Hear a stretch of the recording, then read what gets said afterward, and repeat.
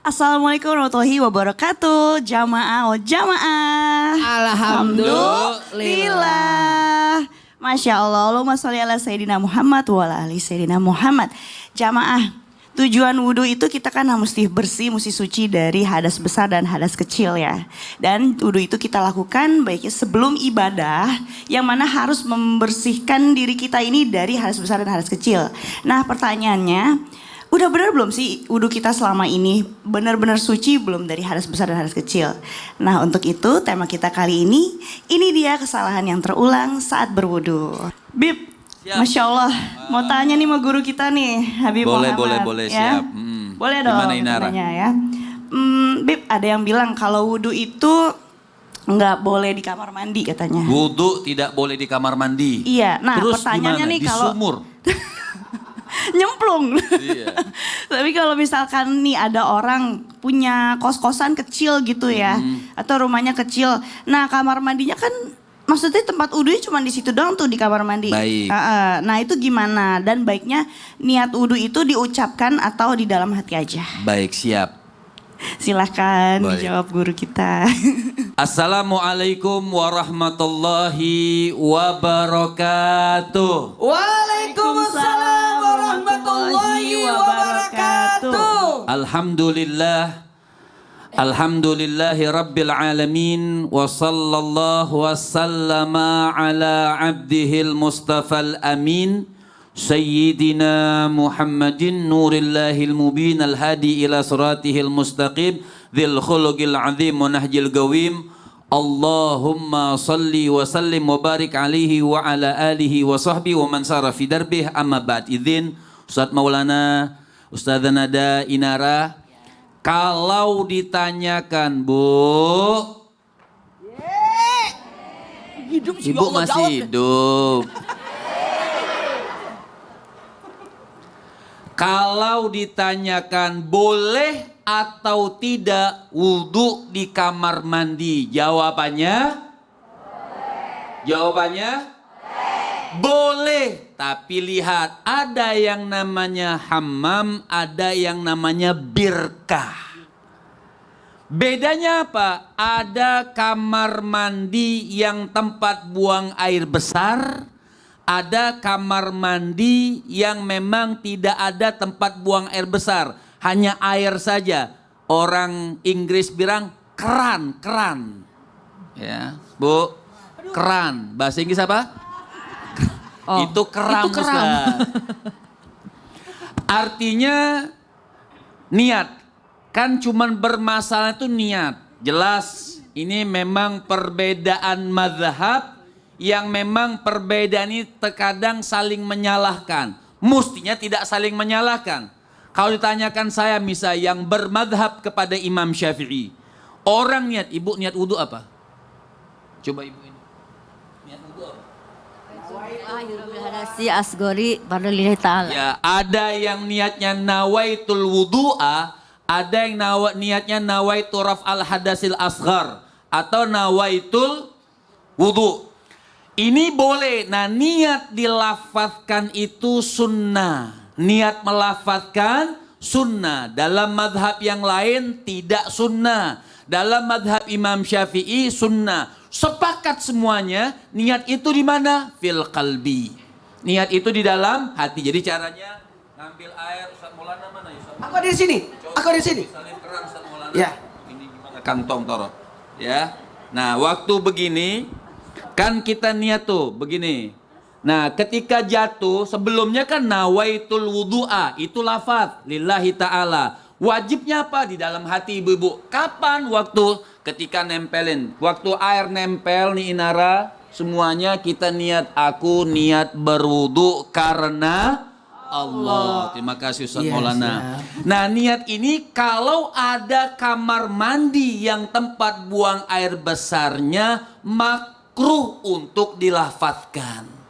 Jadi ibu tidak usah melafadzkan kalau kamar mandi seperti kos-kosan tadi kata Inara yang ada tempat buang air besarnya, itu makruh kita lafadzkan. Kenapa? Bisa jadi istihza. Kalau istihza menghina nama Allah bisa jatuhnya haram gitu. Jadi bagaimana sudah langsung saja di hati. Jadi cukup niat kita di hati, tidak perlu dilafazkan. Jadi kalau ditanyakan boleh atau tidak wudhu di kamar mandi, boleh. Bedanya ada kamar mandi yang tidak ada tempat buang air besar, ada kamar mandi yang tempat buang air besar. Yang ada tempat buang air besarnya makruh. Oh, Masya Allah gitu Seperti ya iya. ternyata ya. Begitu tuh jamaah sekalian udah ngerti ya.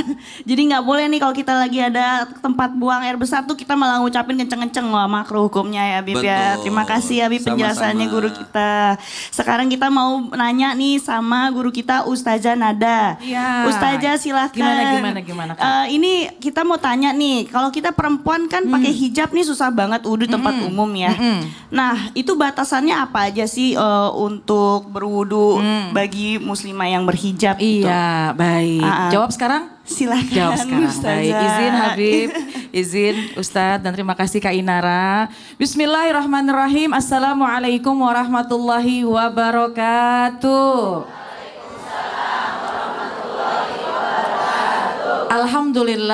Alhamdulillahirabbil alamin wa bihi nasta'inu ala umuri dunya waddin wassalatu wassalamu ala sayyidina Muhammadin wa ala alihi wa ashabihi ajma'in amma ba'du. Bagaimana nih kalau kita berhijab mau berwudu di luaran? Tentu yang namanya sholat itu harus sempurna rukun wudunya. Dalam Al-Quran surat At-Taubah Allah firmankan, A'udzubillahi minasyaitonirrajim. Ya ayyuhalladzina amanu idza kumtum ilas sholati fa'aghsilu wujuhakum wa aydiyakum ilal marafiq wamsahu biru'usikum wa arjulakum ilal ka'bain. 4 ini yang harus diperhatiin. Mazhab Imam Asy-Syafi'i rukun wudunya ada 6. 4 ditambah 1 niat, yang terakhir tertib. Tapi 4 basuhan ini harus diperhatikan karena ini sesuatu rukun dalam sholat. 1, kita membasuh wajah. Bu, tangannya mana tangannya? Nah, coba kita pegang nih yang sebelah sini tempat tumbuhnya rambut. Yang normal ini adalah batasan awal dalam kita membasuh wajah.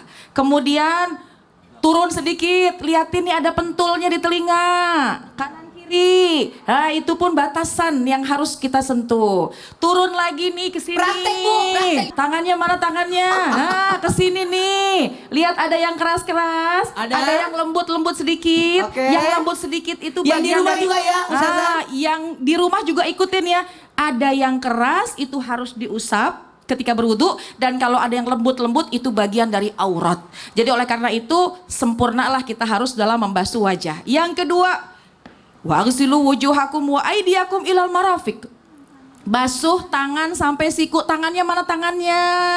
Nah, kemudian dibasuh sampai siku. Lewatin ini nih yang namanya siku. Jadi kalau kita pakai baju mau kondangan, yang sekiranya kita mau sholat di luar, perhatikan jangan sampai menghalangi wudhu, khususnya ketika basuhan di tangan ya. Nah kemudian juga sebelah kanan basahkan ini sempurna ya, kemudian sebelah kiri juga basahkan sempurna.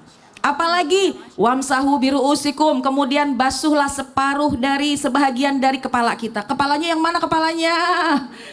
Dibasuh. Ini yang kadang-kadang suka menjadi persoalan bagi seorang wanita. Kalau memang sedang di luar, maka kita bisa membasuh sebahagian saja. Dalam mazhab Imam Asy-Syafi'i, di sebelah depannya, atau misalnya ambil air kemudian dilepas, ambil dari dalam sini, karena kita mengambil anggota atau membasuh kepala yang di bagian bawah boleh, asalkan di tempat tumbuhnya rambut. Jaga ketika kita berwudu di luar, jangan sampai membuka aurat kita. Dan yang terakhir, basuhan kaki. Kakinya mana kakinya? Nggak usah dibuka, nggak usah dibuka. Ya, artinya kita membasuh kaki sampai kedua mata kaki. Perhatikan 4 basuhan ini, tentu dengan kita sempurna dalam menjalankan berwudu, maka insya Allah sempurna juga sholat kita. Insya Allah. Masya Amin ya Allah. Rabbal Amin Alamin. ya Gitu Allah. Kak. Iya, terima kasih banyak. Sama-sama. Ustazah Nada Wallahu a'lam penjelasannya. bishawab. Masya Allah. Aku juga baru tahu nih, maksudnya ternyata batasannya itu aja, kita nggak perlu buka-buka jilbab ya gitu. Oke, sekarang kita mau masuk nih ke segmen Tanya Dong Ustadz. Kami semua tanya dong Ustaz. secara random nih jamaah, kira-kira siapa yang mau bertanya sama guru kita Ustadz Maulana? Ayo. Aku mau ibu, ini ayo sini bu. Iya dari tadi senyum. Assalamualaikum warahmatullahi wabarakatuh. Waalaikumsalam warahmatullahi wabarakatuh. Nama saya Ibu Napsia dari Majelis Taklim Anur, Desa Ciasihan, Kecamatan Pamijahan, Bogor. Jangan geter. Pak Ustadz, Aduh ya Allah. saya mau bertanya nih. Silakan. Ini pertanyaannya. Ya. Kan kita kalau berwudu itu kebanyakan di keran. Ada juga yang di bak mandi. Ya. Yang saya pertanyakan itu, Ya. seberapa banyak air wudu yang kita pergunakan? Air. Iya, airnya. Ya. Ya. Itu saja Pak Ustadz pertanyaannya. Terima kasih pertanyaannya, Waalaikumsalam Ibu. warahmatullahi wabarakatuh. Waalaikumsalam warahmatullahi wabarakatuh. Silakan Terima duduk, kasih, Bu. silakan ibu duduk dulu. Bismillahirrahmanirrahim. Assalamualaikum warahmatullahi wabarakatuh. Waalaikumsalam warahmatullahi wabarakatuh. Warahmatullahi wabarakatuh. Jamaah. Yeay. Jamaah. Yeay. Alhamdulillah. Alhamdulillahirrabbilalamin. Allahumma salli ala sayyidina Muhammad ala sayyidina Muhammad. Berbicara tentang nih. Jumlah air berapa? Jumlah air berapa? Air yang digunakan adalah air yang suci lagi mensucikan. Bukan. Jangan. Air teh itu suci tapi tidak bisa mensucikan ya. Air hujan, mata air. Ya Bu ya? Bu, pertanyaannya bagus. Berapakah jumlah airnya? Yang jelas harus air yang mutlak, suci lagi mensucikan. Jangan air mustakmal yang bisa menyebabkan tidak sempurnanya air yang digunakan karena air bekas. Makanya paling bagus, berapa sih jumlahnya? 1 mut. 1 mut itu 1 liter sepertiga. 1 liter sepertiga itu udah cukup. Ustadz kalau 1 botol air nanggung tuh yang kecil tuh, cukup nggak? Atau air gelas yang sedikit? Bisa aja. Yang penting, bahkan sekarang pakai semprot-semprot itu ya. Nah, sebenarnya paling bagus 1 mut. 1 mut itu ada yang sampai ukurannya 2 liter. Paling bagus itu pakai mut itu, apalagi cerek-cerek ya. Teko-teko gitu, bisa pakai air teko, kemudian dibantu, tapi kan usahakan tidak merepotkan orang. Karena juga makruh hukumnya kalau menyusahkan orang. Sini, pegangin dong, aku mau dulu. Jadi usahakan 1. Kalau dalam hal ini, mohon maaf, yang harus ditekankan 1, airnya, jenis airnya. Yang kedua, masalah jumlah airnya, jangan terlalu mubazir. Kita kan di Indonesia ini, buang-buang air ya Allah. Kenapa? Sambil ngobrol lagi, airnya jatuh lagi ya Allah. Tuhan, kita ini ditegur banget sama orang-orang yang kurang airnya. Mohon maaf tanpa menggurui, hanya mengingatkan. Yang ketiga, usahakan sempurnanya tadi yang tadi jelaskan oleh Ustaz Sanada, bagaimana air itu masuk kena di anggota wudhu. Oke? Biar banyak kalau tidak sempurna. Jadi harus sempurnakan. Ya. Bagusnya sunnahnya 3 kali. Itu ada yang nanya, Ustaz Sanada tadi tidak pakai telinga. Ya memang telinga kan sunnah ya. Tepuk tangan dulu untuk Ustaz Sanada tadi penjelasannya. Jadi enggak usah ragu lagi. Jadi yang penting sempurna ya Bu. Enggak usah dibuang-buang. Justru makruh orang yang berwudu membuang-buang air. Maka sebaiknya jangan terlalu berlebihan. Dicukupkan saja. Makanya mohon maaf. Kalau ditanyakan tadi, ibu yang suka, ibu kalau berwudu pakai apa?